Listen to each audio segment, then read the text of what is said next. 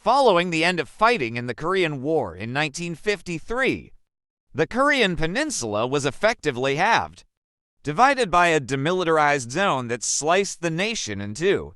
Two countries emerged, North Korea and South Korea. In the decades since, the South has become a thriving democracy and economic powerhouse. In contrast, the North is today one of the most isolated countries in the world. A communist dictatorship ruling over an impoverished people and a tightly controlled economy. Many of the differences are stark in their appearance. Others are more subtle, and with unification remaining a seemingly insurmountable goal. The two Koreas are as distant now as they were 70 years ago. But what exactly are the differences between North Korea and South Korea? Watch this video and learn more about this. The Korean War was fought between North Korea and South Korea.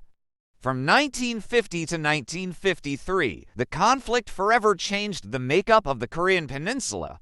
The Korean Armistice Agreement was an armistice that brought about a complete cessation of hostilities of the Korean War, signed on July 27, 1953.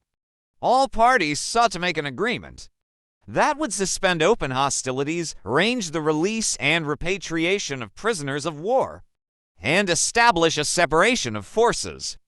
The Armistice Agreement created a military demarcation line (MDL), but two properly separate combat forces. Both sides withdrew 1.24 miles from the MDL to form a 2.48-mile-wide demilitarized zone, DMZ, near the 38th parallel, which runs 149 miles across the width of the Korean Peninsula. After 1953, North Korea and South Korea took dramatically divergent paths, and the differences couldn't be more stark. South Korea is a full democracy. Its people benefit from regular rotations of power and robust political pluralism. In fact, according to the Vidam Institute, South Korea was in 2023 the third most electoral democratic country in Asia. North Korea, on the other hand, falls under the supreme leadership of its founding Kim dynasty around the Juche ideology.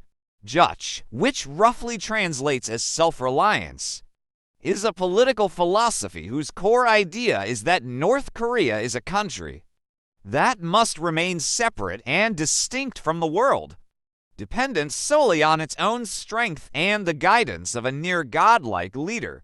South Korea's current president is Yoon Suk-yeol. He has held the position since 2022. Kim Jong-un has been supreme leader of North Korea since 2011. Succeeding his father Kim Jong-il, Kim Jong-un is the grandson of Kim Il-sung, who was the founder and first supreme leader of North Korea. The population of South Korea is approximately 51.7 per million. North Korea's population is currently around 25.97 million. The capital city of South Korea is Seoul, its largest city, with a population of 9,988,000. Pyongyang is the capital of North Korea. The city's current population is 3,183,000. South Korea follows Korean Standard Time (GMT +9), while North Korea follows its own Pyongyang time, which is also GMT +9. In other words, both Koreas are on the same time. The South Korean Standard Language, or Pyeonguneo, is the South Korean standard version of the Korean language. It uses the Hangul alphabet, created in December 1443 CE by the Joseon era King Sejong the Great, 1397 to 1450. North Korea's official language is Korean Munwao. Munwao was adopted as the standard in 1966 after Kim Il-sung coordinated an effort to purify the Korean language from English, Japanese, and Russian, and create a dialect known as cultural language. South Korean industry includes the production of automobiles. Hyundai operates the world's largest integrated automobile manufacturing facility, in Ulsan and the manufacture of electronics, notably appliances made by Samsung. Tourism is also a significant driver of economic growth in South Korea. In 2023, the country welcomed approximately 11 million inbound visitors. The economy of North Korea is a centrally planned economy. Industrial output in the country includes the production of steel and heavy machinery, the production of chemicals and electronics, as well as shipbuilding, also help bolster the economy. The most common destination for the exports of North Korea is China. The official currency of South Korea is the Korean Republic won, while the official currency of North Korea is the Democratic People's Republic of Korea won or the Korean People's won. South Korea is often termed the Hollywood of the East. Its entertainment industry is huge, with South Korean K-pop, film and television productions, and video games exported around the globe. Western-style entertainment is non-existent. Furthermore, the government bans figure-hugging jeans, miniskirts, and even certain hairstyles.